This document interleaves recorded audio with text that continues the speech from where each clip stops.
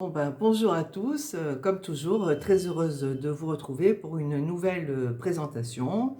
Alors aujourd'hui, je vais vous présenter un ouvrage, un véritable coup de cœur, Vie dérobée de Cynthia Leon. Alors Cynthia Leon est journaliste et romancière, elle est italienne.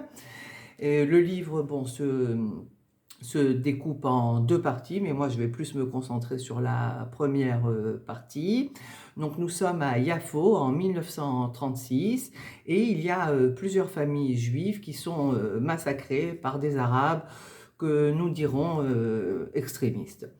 Et Abraham Azoulay mourra ainsi que sa femme et sa fille. Alors il se trouve qu'avant ce drame, Abraham était l'ami et on va dire quelque part l'associé d'un certain Ibrahim Ozal, donc deux marchands de tissus voisins. L'un est musulman, originaire d'Istanbul, et Abraham est un juif venant d'Odessa. Alors, ils s'associent effectivement pour l'achat d'un précieux lot de coton égyptien.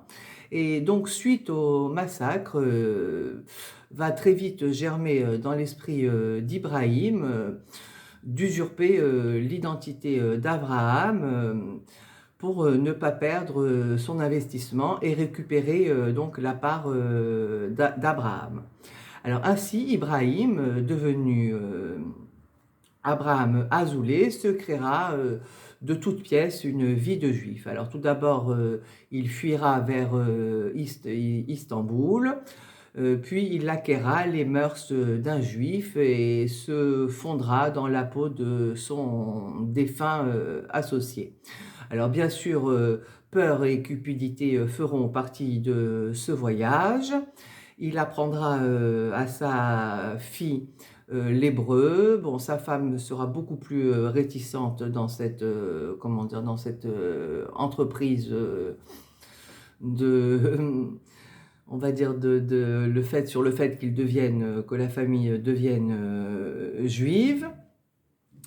Et bon, ce périple le mènera donc d'Istanbul à Djerba, puis à Alexandrie, afin de récupérer donc la précieuse cargaison.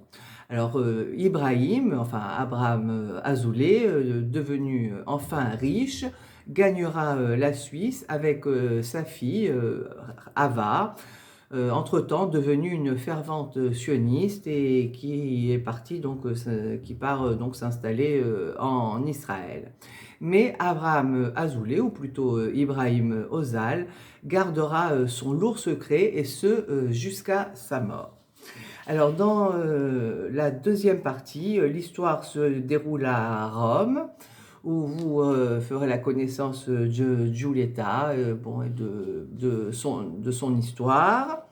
Alors Cynthia Leon nous livre une étonnante saga romanesque, une épopée ne manquant pas de souffle. C'est surtout un livre sur l'identité, une identité usurpée par Ibrahim qui ne sera pas sans conséquence sur ses descendants, et ce, bon, bien entendu.